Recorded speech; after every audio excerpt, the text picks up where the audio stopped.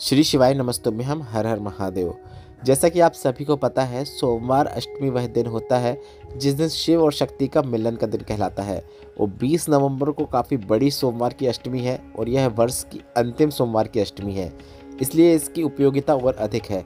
इसलिए आपको गुरुजी पंडित प्रदीप मिश्रा जी के बताए वे उपाय जो कि सिर्फ और सिर्फ सोमवार अष्टमी के दिन किए जाते हैं, वे उपाय हम आपको इस वीडियो के माध्यम से करके बताएंगे। सभी उपाय हम वीडियो के माध्यम से करके बताएंगे ताकि उपाय आपको आसानी से समझ में आ सके।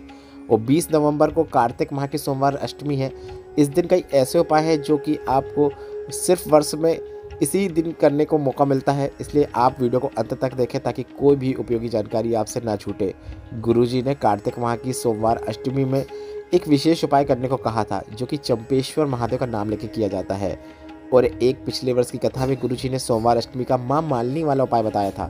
कई उपयोगी उपाय हैं, सभी उपाय हम आपको एक एक करके वीडियो के माध्यम से करके बताएंगे, इसलिए आप वीडियो के अंत तक बने रहे ताकि कोई भी उपयोगी जानकारी आपसे ना छूटे। इस वीडियो में हम आपको 11 महा उपाय बताने वाले हैं। यह पार्ट 1 है, इसमें जितने उपाय आ जाते हैं उतने हम बता देंगे। इसका पार्ट 2 आज आपको शाम को मिल जाएगा, जिसमें आपको पूरे उपायों की जानकारी प्राप्त होने वाली है। बढ़ते हैं सोमवार अष्टमी के दिन किए जाने वाले पहले विशेष उपाय की ओर।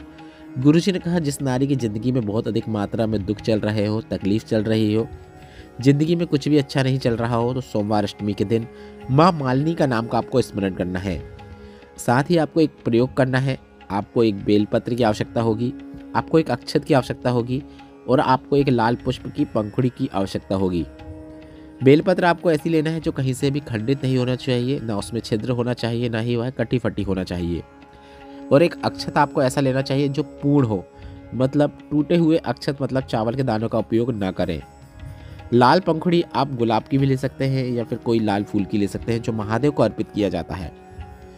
बेलपत्र की बीच वाली पत्ती में वह चावल का दाना रखना है, लाल पंखुड़ी रखना है और माता अशोक सुंदरी के स्थान पर मां मालिनी का नाम लेते हुए, मां आदिशक्ति का स्मरण करते हुए, मां गौरा का नाम लेते हुए सोमवार की अष्टमी में अर्पित कर देना है। जो नारी की जिंदगी में दुख कम नहीं हो रहा हो, यह 3 नाम लेना है, मां मालिनी, मां आदिशक्ति, मां गौरा। जीवन सुख की ओर अग्रसर होगा। यह उपाय आप आने वाली सोमवार अष्टमी मतलब 20 नवंबर के दिन सुबह या शाम कभी भी कर सकते हैं। बढ़ते हैं सोमवार अष्टमी के दिन किए जाने वाले दूसरे विशेष उपाय की ओर। घर में यदि कोई व्यक्ति बीमार पड़ा हुआ हो, घुटने का दर्द हो, पेट दर्द हो या शरीर में किसी भी प्रकार का दर्द होता हो, कहीं पे भी दर्द होता हो, तो सोमवार अष्टमी के दिन आपको 14 चने की दाल के दाने लेना है। आप वीडियो के माध्यम से देखकर समझ सकते हैं आपको यह उपाय किस प्रकार से करना है। 14 चने की दाल के दाने लेने के बाद आपको शिव जी का नाम लेना है। आप भोलेनाथ का भी स्मरण कर सकते हैं, हर हर महादेव बोल सकते हैं। इसके बाद आपको श्री शिवाय नमस्तुभ्यं बोलकर वह 14 चने की दाल के दाने उस रोगी व्यक्ति के ऊपर से उतार कर, जैसे आप नज़र उतारते हैं उस प्रकार से उतार कर शिवलिंग के ऊपर श्री शिवाय नमस्तुभ्यं बोलते हुए, शिव जी का स्मरण करते हुए वह चने की दाल को आपको अर्पित कर देना है। सिर्फ और सिर्फ यह उपाय सोमवार अष्टमी के ही दिन किया जाता है, अन्य किसी भी दिन आप यह उपाय ना करें। कितनी ही तकलीफ क्यों ना हो, पेट दर्द, कमर दर्द, पेट दर्द, घुटना दर्द कितना ही क्यों ना हो रहा हो, आपको आराम भोलेनाथ की कृपा से जरूर लगता है। यह विशेष उपाय आप 20 नवंबर सोमवार अष्टमी के दिन सुबह या शाम कभी भी कर सकते हैं। बढ़ते हैं सोमवार अष्टमी के दिन किए जाने वाले तीसरे विशेष उपाय की ओर। ब्रजभूमि कोशिकला में संपूर्ण हुई गोपीश्वर गोपी शिव महापुराण कथा में गुरुजी ने कार्तिक माह की अष्टमी तिथि को करने वाला एक विशेष उपाय बताया था, जिसे आप कार्तिक माह की दोनों अष्टमी मतलब शुक्ल पक्ष और कृष्ण पक्ष दोनों अष्टमी में कर सकते थे। एक अष्टमी निकल चुकी है, आखिरी मौका है। कार्तिक माह की अष्टमी तिथि सोमवार अष्टमी में ही आ रही है, तो और अच्छी बात है क्योंकि यह शिव और शक्ति के मिलन का भी दिन है। ऐसे में इस दिन की उपयोगिता और बढ़ जाती है। तो 20 नवंबर को कार्तिक माह की सोमवार अष्टमी के दिन किया जाने वाला गुरुजी का बताया यह विशेष उपाय है। आप पहले यह समझ लीजिए कि यह उपाय आपको क्यों करना है। यह उपाय घर में धन वृद्धि के लिए, धन संपदा प्राप्ति के लिए, घर में पैसा नहीं टिकता है तो आपको यह उपाय करना है। व्यापार वृद्धि के लिए, अगर आपके व्यापार में बहुत उतार चढ़ाव होता है तो आप यह उपाय कर सकते हैं। आप वीडियो के माध्यम से भी देखकर समझ सकते हैं कि यह सरल उपाय आपको किस प्रकार से करना है। गुरुजी ने कहा, कार्तिक माह की किसी भी अष्टमी में आपको 1 बेलपत्र और 3 शमी पत्र, दोनों में से किसी भी अष्टमी में आप उपाय कर सकते हैं। एक अष्टमी जा चुकी इसलिए यह मौका आपके पास आखिरी है। 1 बेलपत्र और 3 शमी पत्र को आपको चंपेश्वर महादेव का नाम स्मरण करते हुए, माता अशोक सुंदरी के स्थान पर स्पर्श कराते हुए शिवलिंग के ऊपर अर्पित कर देना है। बस इतना ही करना है। अब गुरुजी ने कार्तिक माह में बेलपत्र और शमी पत्र को शिवलिंग पे अर्पित करने का विशेष तरीका बताया है। गुरुजी ने कहा, पूरे वर्ष भर आप जब बेलपत्र और शमी पत्र शिवलिंग पर अर्पित करते हैं तो बेलपत्र और शमी पत्र की डंडी जलधारी की ओर होना चाहिए। पर कार्तिक माह में अगर आप बेलपत्र और शमी पत्र अर्पित कर रहे हैं तो बेलपत्र और शमी पत्र की डंडी शिवलिंग की ओर होना चाहिए। इसलिए आप वीडियो के माध्यम से देखकर समझ सकते हैं कि यह उपाय आपको किस प्रकार से करना है।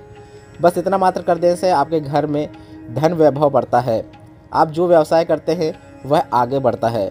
घर में धन संपदा बढ़ती हुई नजर आती है। यह विशेष उपाय आप इस 20 नवंबर की सोमवार अष्टमी को सुबह या शाम कभी भी कर सकते हैं। बढ़ते हैं सोमवार अष्टमी के दिन किए जाने वाले चौथे विशेष उपाय की ओर। इस वीडियो में बताए गए सभी उपाय नए हैं। अधिकतर उपाय नए उपाय हैं जो कि हाल ही की कथाओं में गुरुजी ने बताया है। उन्हीं उपायों की श्रृंखला में एक और नए उपाय की जानकारी गुरुजी ने हाल ही में पूर्ण हुई शिव महापुराण कथा में दी है। गुरुजी ने कहा, अगर आपका प्रॉपर्टी का झगड़ा चल रहा हो, अदालत में पति पत्नी का झगड़ा चल रहा हो, भाई भाई का झगड़ा चल रहा हो, किसी ने आपको गलत केस में फंसा दिया हो, कोई प्रशासनिक कार्यवाही आपके ऊपर चल रही हो, तो प्रशासनिक कार्यवाही कोर्ट कचहरी से मुक्ति प्राप्त करने के लिए, विजय प्राप्त करने के लिए आप इस विशेष उपाय को कर सकते हैं। यह उपाय आप प्रत्येक सोमवार, प्रदोष, मासिक शिवरात्रि में कर सकते हैं और सोमवार के दिन अष्टमी हो तो इस विशेष उपाय को करके आप अधिक से अधिक लाभ जरूर प्राप्त कीजिए। यह उपाय करने के लिए आपको एक बेलपत्र, एक शमी पत्र, एक दूर्वा, एक कनेर का पुष्प, एक चावल का दाना की आवश्यकता होगी। आपको इन 5 चीज़ों को लेकर बेलपत्र के वृक्ष के नीचे पहुंच जाना है।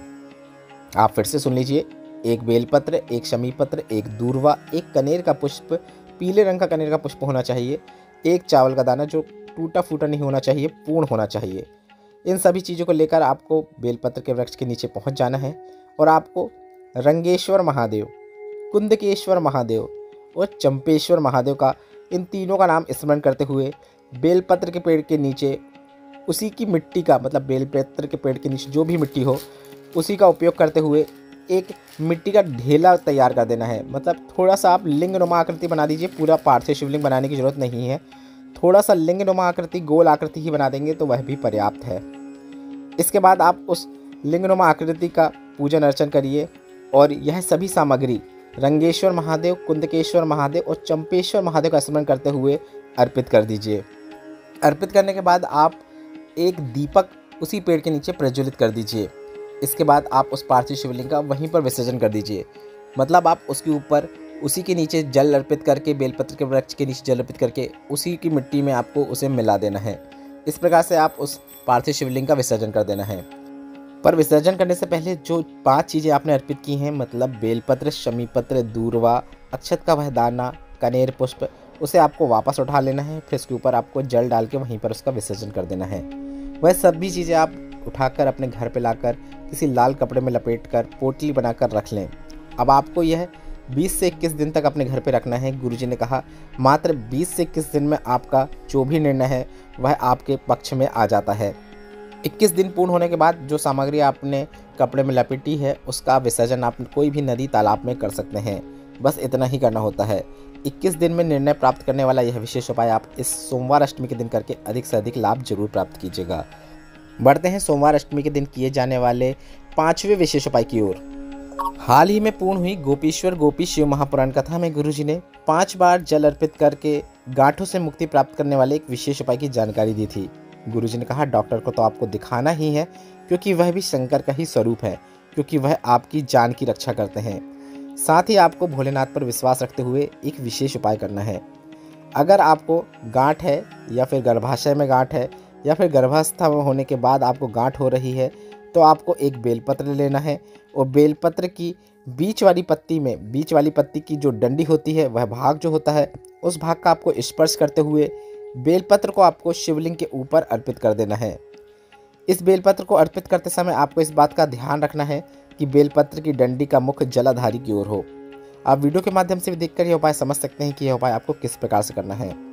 बेलपत्र की डंडी जलाधारी मतलब उत्तर दिशा की ओर होना चाहिए। इसके बाद आपको शिवलिंग के ऊपर जल अर्पित करना है। आप 5 बार में जल अर्पित करें। 5 बार में इसलिए क्योंकि आपको भोलेनाथ की 5 बेटियों का नाम भी स्मरण करना है। एक बार जल अर्पित करेंगे भोलेनाथ की एक बेटी का नाम लेते हुए। सबसे पहले आप जया, फिर इसके बाद आप एक कलश जल का थोड़ा सा भाग अर्पित कर दें। इसके बाद विषहरा, फिर शामली वाली, फिर दो तली, फिर अंत में आप जब देव का नाम लेते हुए जल अर्पित करेंगे तो कलश का पूरा जल आपको शिवलिंग के ऊपर अर्पित कर देना है। इस प्रकार से 5 बार में आपको जल अर्पित करना है। गुरुजी ने कहा बस इतना ही करके आपको थोड़ा सा जल एक कटोरी में प्राप्त करके घर ले आना है और उस जल का आचमन करना है। 15 से 20 दिन तक आप यह उपाय करके देखिए। इसके बाद आप जांच कराइएगा, गांठ जरूर गलेगी, भोलेनाथ की कृपा जरूर प्राप्त होगी। इस वीडियो में हम ज़्यादा 11 उपाय तो नहीं बता पाए हैं क्योंकि यह वीडियो और लंबा हो जाएगा, इसलिए इसका पार्ट 2 आज शाम को ही आपको इसी चैनल पर देखने को मिल जाएगा, जिसमें हम 6 से लेकर 11 तक के बचे हुए 5 या 6 उपाय जितने भी हैं सोमवार अष्टमी के, वह उपाय आपको वीडियो के माध्यम से करके बताएंगे। यह वीडियो आपको यदि उपयोगी लगा हो तो इस वीडियो को लाइक करके कमेंट बॉक्स में हर हर महादेव जरूर टाइप कीजिएगा। श्री शिवाय नमस्तुभ्यम, हर हर महादेव।